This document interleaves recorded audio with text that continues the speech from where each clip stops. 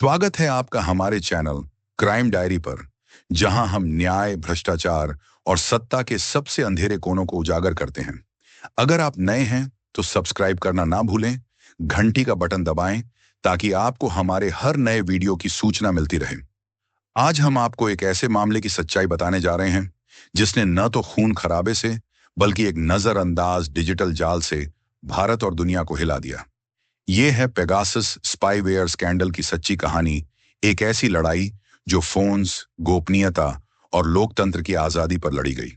ये सब 2021 के जुलाई में शुरू हुआ, जब दुनिया भर में एक बम फूटा।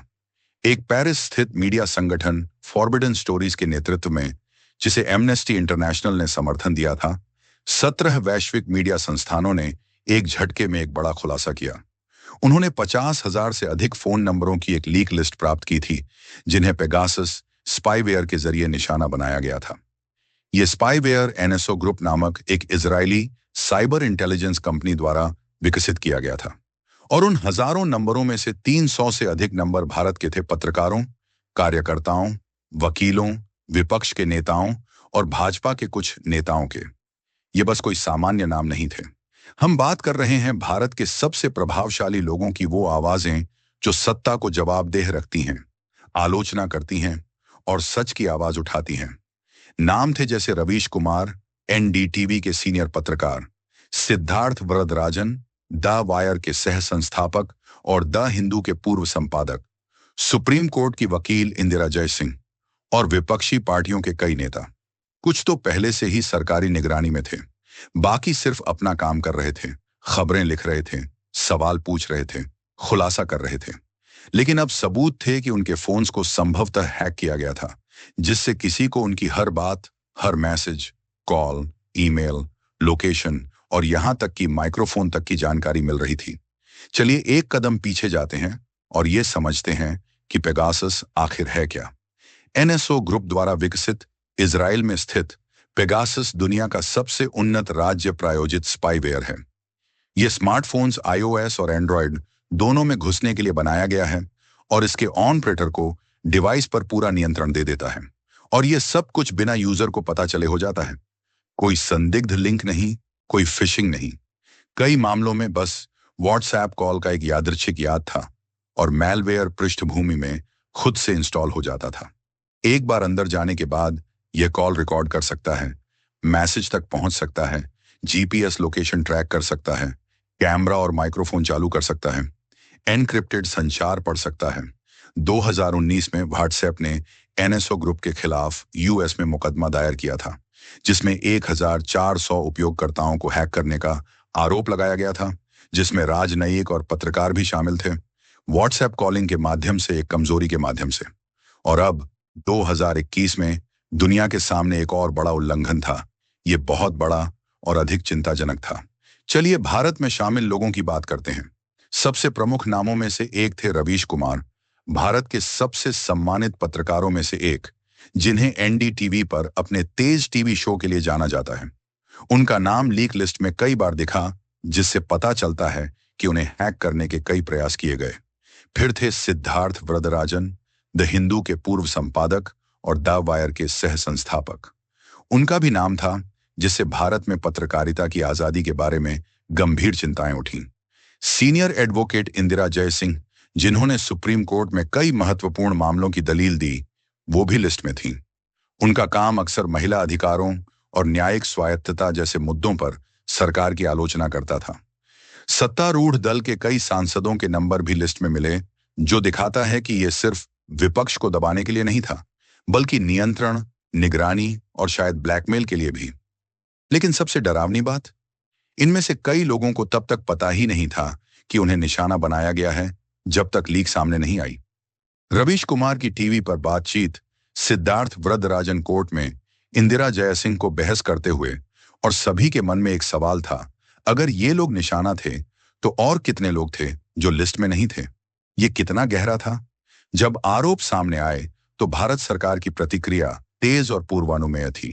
अधिकारियों ने किसी भी संलग्नता से इनकार कर दिया और इन रिपोर्ट्स को पक्षपातपूर्ण और राजनीतिक रूप से प्रेरित बताया। उन्होंने विदेशी एजेंसियों पर भारत को अस्थिर करने का आरोप लगाया। लेकिन दबाव बहुत बढ़ गया था। जनता का रोष बढ़ रहा था। नागरिक समाज ने जवाब मांगा। इसीलिए सरकार ने एक आंतरिक जांच के आदेश दिए। मीट वाई इलेक्ट्रॉनिक्स और सूचना प्रौद्योगिकी मंत्रालय के तहत एक तकनीकी समिति द्वारा। लेकिन यहां समस्या थी। पैनल सरकारी अधिकारियों से बना था। कोई स्वतंत्र निरीक्षण नहीं था। कोई तृतीय पक्ष के विशेषज्ञ नहीं। कोई पारदर्शिता नहीं। और जब रिपोर्ट अंततः महीनों बाद आई तो उसने कहा कि पेगासस द्वारा किसी भारतीय फोन के संक्रमित होने का कोई निर्णायक सबूत नहीं है। जाहिर है, यह केवल और अधिक संदेह को बढ़ाता था। इस बीच सुप्रीम कोर्ट में मामला आया। एक बैच प्रार्थना पत्रों की जांच की मांग की गई और सरकार की चुप्पी पर सवाल उठाए गए। अंततः उच्चतम न्यायालय ने सरकार को एक स्वतंत्र विशेषज्ञ समिति बनाने का निर्देश दिया, लेकिन प्रक्रिया सालों तक खींची गई। आज तक कोई अंतिम निर्णय नहीं हुआ है। कोई गिरफ्तारी नहीं, कोई जवाबदेही नहीं, सिर्फ चुप्पी। यह सिर्फ भारत का मामला नहीं था। पेगासस प्रोजेक्ट ने दुनिया भर में झटका दिया। फ्रांस के राष्ट्रपति एमेनुएल मैक्रोन के निशाना बनाए जाने की बात सामने आई। इसके अलावा मध्य पूर्व, अफ्रीका और लैटिन अमेरिका के कई देशों के राष्ट्राध्यक्ष भी लिस्ट में थे। अमेरिका ने प्रतिक्रिया देते हुए एनएसओ ग्रुप पर प्रतिबंध लगा दिया, मानवाधिकार उल्लंघन का हवाला देते हुए। यूरोपीय संसद ने एक जांच शुरू की। संयुक्त राष्ट्र ने इसे लोकतंत्र के लिए खतरा बताया, और फिर भी एनएसओ ग्रुप अड़ियल रहा। उन्होंने दावा किया कि उन्हें यह नहीं पता कि उनके ग्राहक उनके सॉफ्टवेयर का उपयोग कैसे कर रहे हैं और वे ग्राहकों की जांच करते हैं। आलोचकों का कहना है कि यह झूठ है, क्योंकि अगर ऐसा होता तो पत्रकार, वकील और मानवाधिकार कार्यकर्ता लिस्ट में क्यों होते। स्कैंडल ने एक खतरनाक सच्चाई सामने लाई। डिजिटल युग में निगरानी केवल राष्ट्रीय सुरक्षा का साधन नहीं है, यह दमन का एक हथियार है। और दुनिया भर की सरकारें इसका उपयोग कर रही हैं, चुपचाप, अदृश्य रूप से और बिना किसी परिणाम के। पेगासस स्कैंडल ने भारत और दुनिया को एक कठोर सच्चाई के सामने खड़ा कर दिया। हमारी डिजिटल गोपनीयता सुरक्षित नहीं है। फोन, जो पहले हमारे व्यक्तिगत विस्तार की तरह महसूस होते थे, सरकार के हाथों जासूसी के उपकरण बन गए।